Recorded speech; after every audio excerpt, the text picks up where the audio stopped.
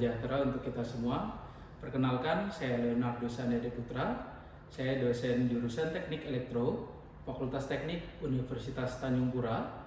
Kali ini saya membuat video sebagai unjuk kerja saya dalam pengajaran. Salah satu mata kuliah yang saya ampu saat ini adalah jaringan komputer dengan kode mata kuliah TKK 322. Mata kuliah ini termasuk dalam rumpun ilmu telekomunikasi yang diselenggarakan bagi mahasiswa semester 6 dan memiliki beban studi sebesar 2 SKS. Mata kuliah jaringan komputer memberikan pemahaman tentang konsep dasar jaringan komputer yang menjadi fondasi dalam bidang teknik elektro.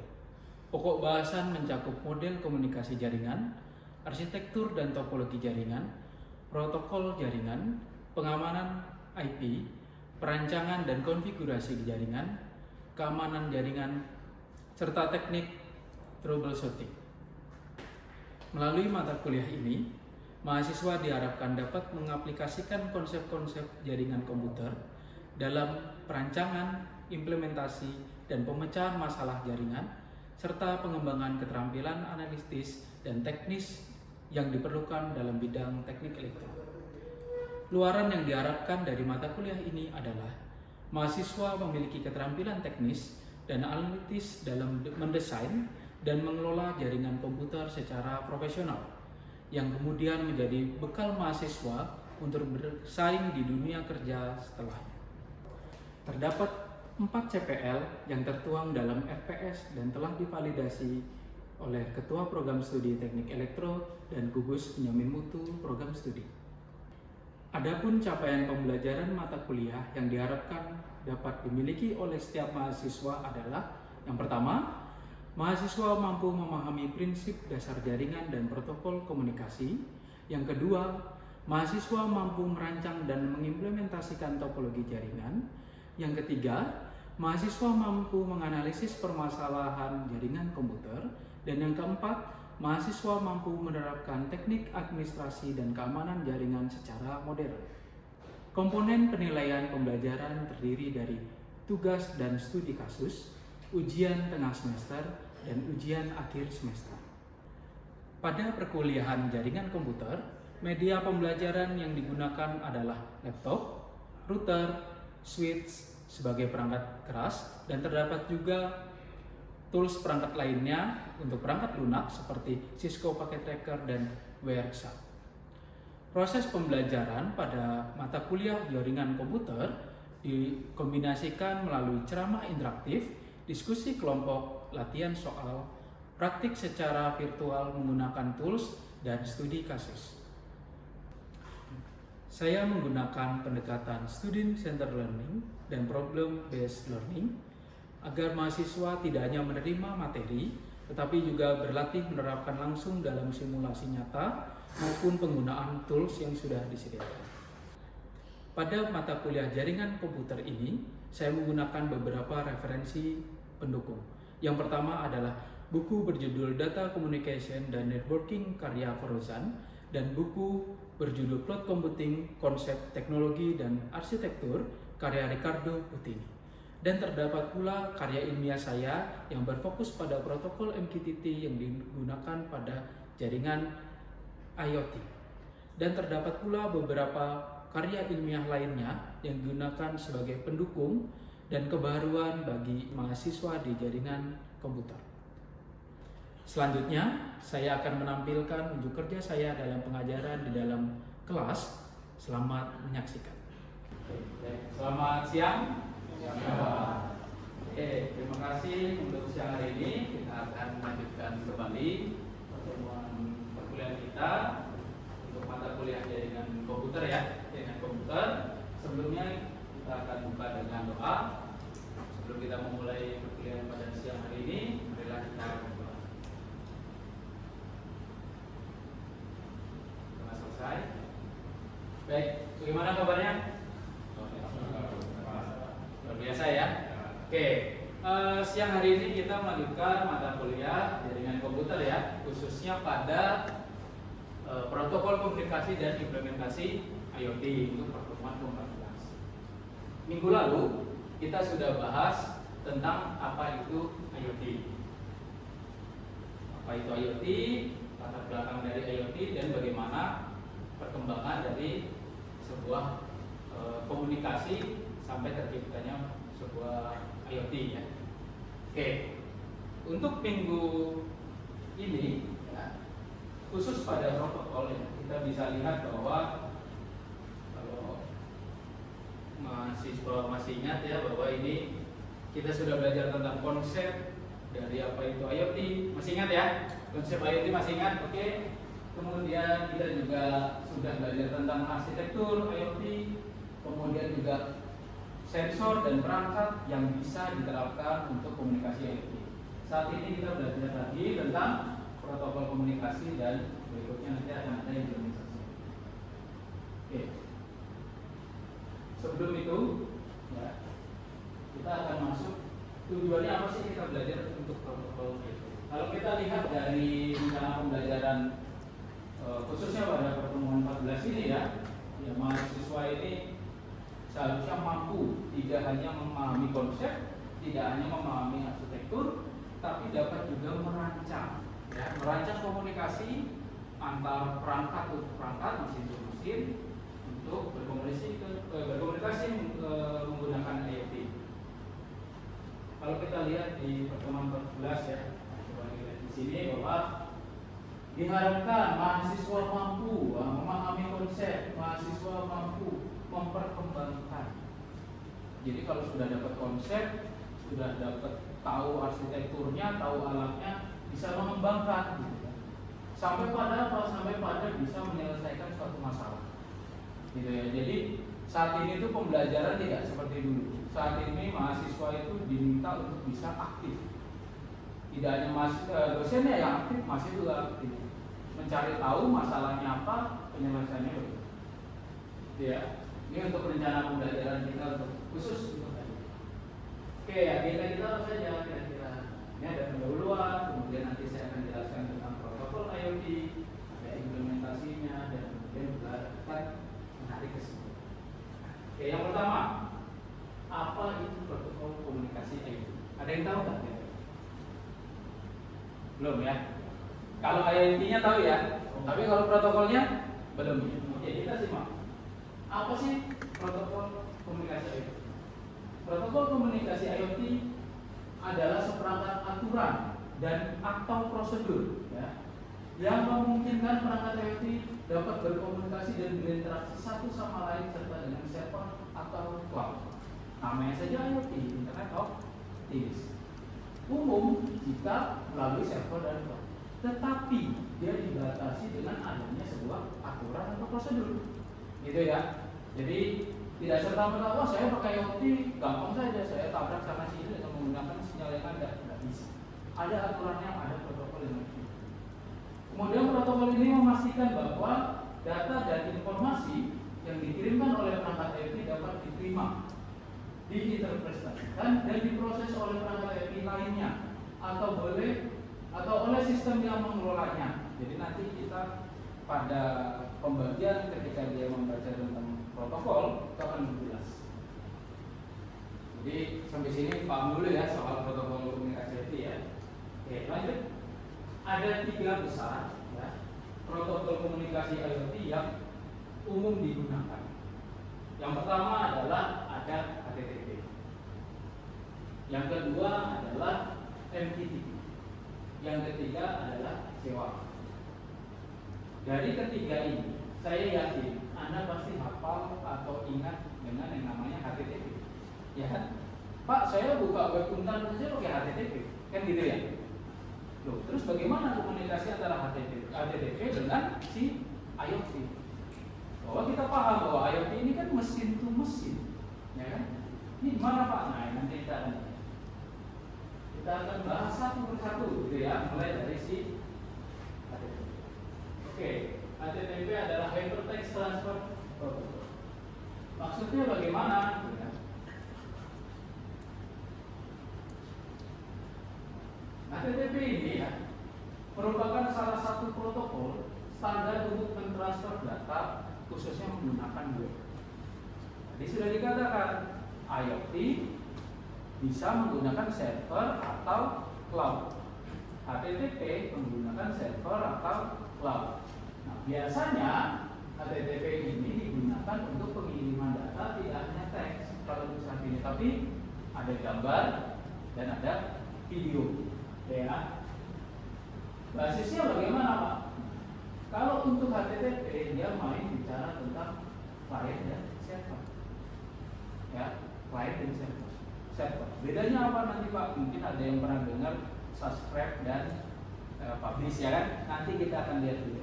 Tapi kalau untuk HTTP dia bicara soal di sini client, di sini server. Anda minta apa, nanti disediakan oleh server apa yang Anda mau. Gitu ya. Itu yang terfokus pada cara kerjanya bagaimana gitu ya. Nah, HTTP ini karena dia berbasis web, ya, dia dikenal dengan yang namanya pertama adalah protokol HTTPS. Kita kenal dulu ada yang namanya HTTP saja tanpa S, ya kan? Kalau sudah menggunakan S, artinya dia sudah secure. Ada pengamannya, ada protokol yang digunakan pada si web tersebut. Kalau saya bicara soal web, tidak serta-merta hanya web, bisa saja itu langsung terkoneksi ke database, gitu ya, ke cloud atau server ini. Kemudian setelah adanya protokol, kemudian dilengkapi dengan apa? Alamat web servernya. Ada menaruh data Anda di mana, atau menaruh database-nya di mana, gitu ya. Oke. Contoh alamat web servernya di sini ada unta.ac.id, gitu ya. Oke. Kemudian berikutnya ada lokasi dari server itu. Lokasi Anda menyimpan. Kalau kita bicara soal IoT, pasti bicara soal data yang ada yang minta, ada yang terima, kan gitu ya, antar client dan server. Salah satunya adalah lokasi yang dituju adalah monitoring, bagian monitoring suhu ruangan yang berbasis IoT. Bisa tak ini diganti, Pak? Bisa. Monitoring suhu ruangan D21 tempat kita berkuliah ini ya. Bisa saja D21 gitu ya. Jadi ini adalah alamat di bagian di mana. Pak, ini bisa nggak D21 sampai D25? Bisa. D21 sampai dengan 25, 21, 22, 23, 24 sampai 25 bisa. Tapi ininya tidak berubah. Paham ya? Jadi kalau ini seperti rumah, ini kamar-kamarnya, ya kan? Kalau kamar yang di luar rumah itu ya berarti tidak sama kan dengan rumah itu. Jadi satu rumah akan banyak kamar, tergantung Anda mau menuju pada kamar yang mana. Oke. Kemudian tadi saya sudah sampaikan bahwa ada proses request dan respon antara klien dan server.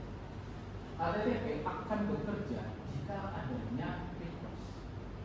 Ya, kalau web lah Anda buka untan saja, buka dulu untan.ac.id kan ya, baru dia akan respon.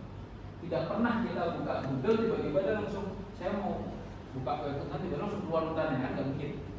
Ada proses permintaan dulu. Jadi ada permintaan permintaan data, request dulu terhadap data. Ini user kita misalnya kan, user dari klien dia minta data ke web server.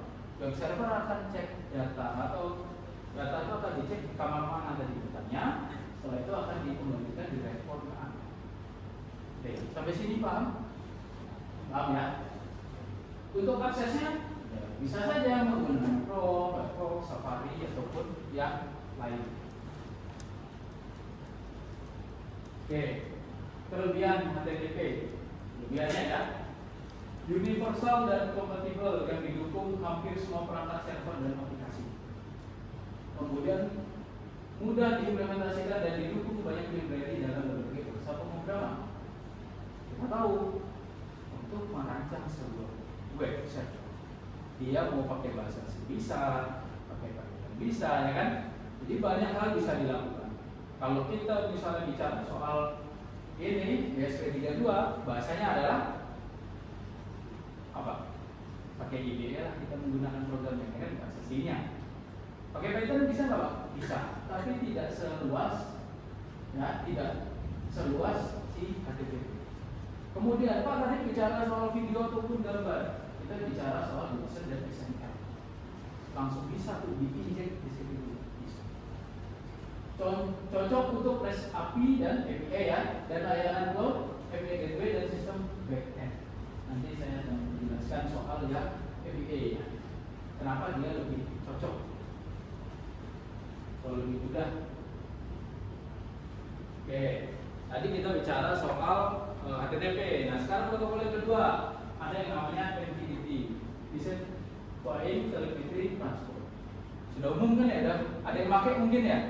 Sudah pernah ada yang pakai buat mata kuliah yang lain ya?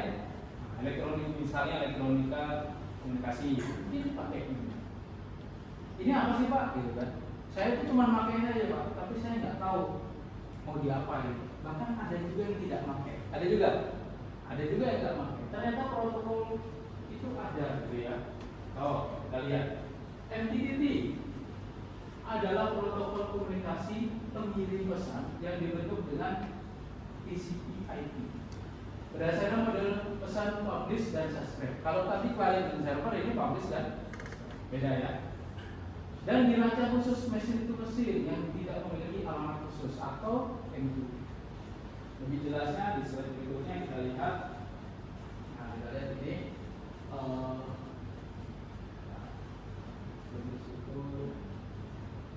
Jadi kalau di MQTT ada 4 hal yang utama.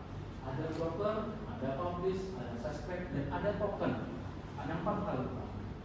Kita bicara soal broker itu apa pada MQTT? Dia berfungsi untuk mengorganisir data publish dan subscribe pada suatu device. Jadi dia penengahnya. Dan broker itu ada banyak, tapi yang paling umum ada 3 nih. Itu IVMX, dan Mosca. Ini yang paling umum. Pak, gratis nggak Pak? Gratis. Bisa berbayar nggak Pak? Bisa. Bedanya apa Pak? Kalau gratis nanti bisa diterima oleh perangkat lainnya. Kalau berbayar cuma Anda yang bisa. Gitu ya. Ini broker. Kemudian bagaimana dengan si publish ya? Kalau publish ya, ini merupakan salah satu cara perangkat untuk mengirimkan datanya, ya, datanya ke subscriber atau yang minta ke dia. Nah, dapat juga menggunakan apa saja publisher. Contoh di sini ada Arduino, ada USB 32, ya kan, ada Raspberry, dan bahkan Android juga bisa. Misalnya kita menggunakan link dan sebagainya, ya kan, di masternya dia cuma USB 32. Di sininya kan tadi dia bilang mesin ke mesin kan ya. Di sini bisa saja USB 32, tapi bisa juga perangkat Android. Ini untuk publish. Untuk subscribe-nya bagaimana? Ini untuk subscribe-nya. Jadi ya konsepnya adalah memberikan merupakan cara suatu device untuk menerima berbagai macam data dan memberikannya. Oke, penerima data tersebut dapat mensubscribe. Skemanya seperti ini. Jadi apa yang diminta akan diberikan atau dipublish oleh si master ini. Melalui apa? Melalui itu. Atau tadi MQTT. Mau pakai yang mana? Oke, Pak, bagaimana kalau dia supaya tidak tabrakan? Ini contohnya nih, kita pakai bagian token ya, atau topiknya. Kita bisa kenal token, bisa kenal topik ya. Di sini adalah pengelompokan data di suatu kategori tertentu yang dibuat oleh si user. Jadi kalau Anda bikin perangkat sensor, supaya Anda ingatkan pasti diberikanlah nama topiknya, temperatur, humidity, kan gitu ya. Yang jadi masalah ketika Anda membuat broker, menggunakan broker ya, ini punyanya siapa? Misalnya punyanya si Mbak Lulu, ya kan? Ini punyanya siapa? Ini misalnya punya Masnya Agus, gitu kan? Kalian kerjanya sama. Di sini topiknya Anda kasih temperatur, gitu ya. Si Lulu bisa, si Agus bisa. Nah, datang si Rizky, dia tahu bahwa servernya itu namanya temperatur. Bisa nggak dapat datanya? Bisa. Itu yang jadi masalah. Apa yang membedakan supaya data saya aman? Kalau seperti itu namanya menggunakan broker yang gratis. Kalau Anda mau berbayar, yang lain nggak bisa. Atau cara pemurahnya gimana?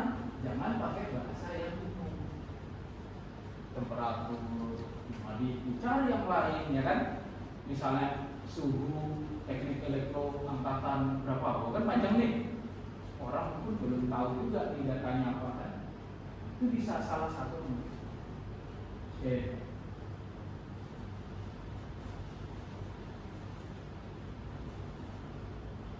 Oke, kelebihannya apa? MQTT lebih ringan, efisien. Kemudian menggunakan mekanisme publish dan cascade, mengirim data real time dan hemat bandwidth dan latensi. Jadi pakai MQTT itu berbeda dengan si HTTP. Untuk sementara ini ya kita beda. Kenapa? HTTP dia akan mengirim jawaban kalau diminta. Tapi kalau MQTT dia terus mengirim data. Siapa yang terima loh? Makanya tadi ketika contoh ada si Rizky datang, kok dia tetap dapat, gitu kan ya? Karena si publish itu terus publish. Gitu. Itu beda untuk sementara ini. Makanya dia bilang lebih efisien kalau dengan banyak perangkat, ya kan? Itu banyak perangkat nih. Baik, untuk pertemuan pada hari ini cukup sampai di sini. Minggu depan kita akan bahas tentang aplikasi dan penggunaan IoT di berbagai sektor, kemudian juga tentang tantangan teknis dan perkembangan IoT. Ya.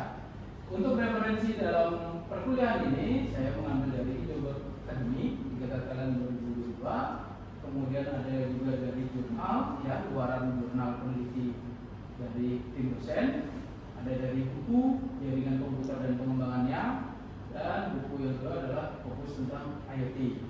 Ya, silakan teman-teman nanti teman-teman mahasiswa bisa absen ya, link absennya silakan di scan, kemudian juga evaluasi materi, jadi ada evaluasinya ya, menggunakan Google Form, di scan, jawab saja di situ. Oke, cukup. Baik, sebelum kita akhiri perkuliahan kita, mari kita selesai.